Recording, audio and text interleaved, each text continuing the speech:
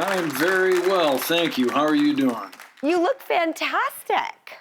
Well, that's very generous. I'll pass that right back at you. Oh, thank you.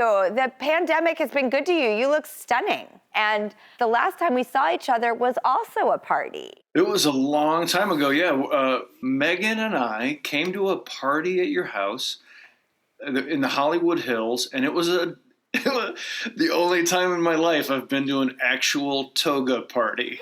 I am not kidding. As Nick attests, I am that guy. I threw a major, 500-person Animal House style toga party.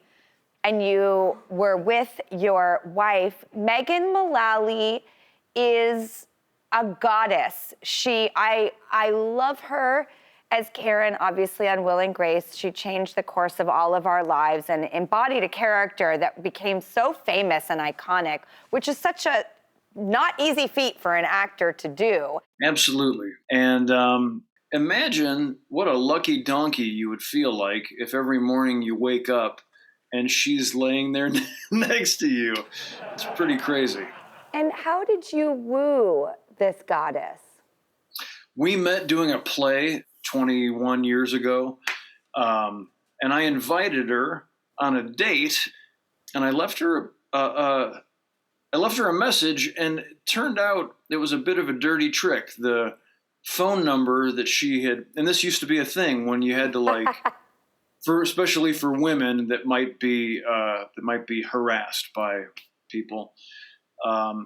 You would give a fake number. So on the cast list, she put her fax number. And so it turned out that I had left a message on her fax machine. And a couple weeks later, she saw the light blinking on her fax machine and listened to it.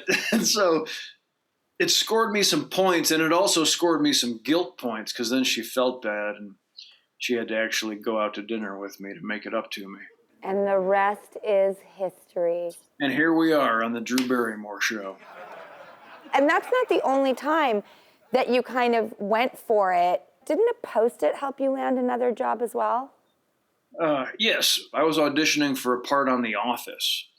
And the creator of Parks and Rec was a writer on The Office. And I was auditioning for him, and he really liked me. And he wanted to cast me in the part, but I couldn't do it. So he wrote my name on a Post-it and put it on his computer monitor to remind himself. 3 years later, when they said, "Hey, Greg Daniels said we want to do a show together," which became Parks and Recreation, he said, "Aha, I have this Post-it. I want this guy Nick Offerman on the show." And it ended up working out, thankfully. And for my rap gift, he found the Post-it and he had it framed and gave it to me. We have a picture of it. I went in to read for Poltergeist, and I didn't get the part, but I got to come back for E.T., and that's that, Timing is everything. Sometimes it's a better thing that something didn't work out, and it's great that you have evidence of that. And by the way, even your first gig in 1996 was a little unorthodox. You were on a Nickelodeon show called Kablam. Will you tell us about that character of yours? Yeah, midriff shirts used to be contractual with me. That was my thing back in the 90s. My friend Greg Harrison made this show called Kablam, and he brought me to Los Angeles to play the bad guy.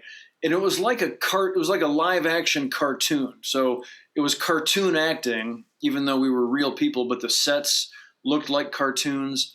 And it was really fun and crazy, and was an incredible introduction to Hollywood. I love that. And speaking of animated, you play a single dad named Beef on the animated series The Great North. I'm so excited about this. What are we going to get into? Well, I'm the dad of this family. The cast is just bananas, all-stars. Aparna Nancherla, Dulce Sloan, Megan Mullally, Jenny Slate, Will Forte, Paul Rust, and on and on. The guest cast is just crazy.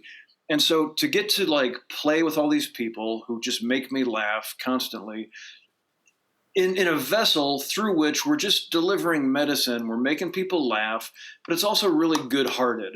One of my sons is gay. There's all kinds of social issues being addressed. So we're subtly trying to help all of us be more decent through a funny cartoon. It's like really wholesome messaging with farts. And we need that. Comedy is medicine. It just is. And I live for it.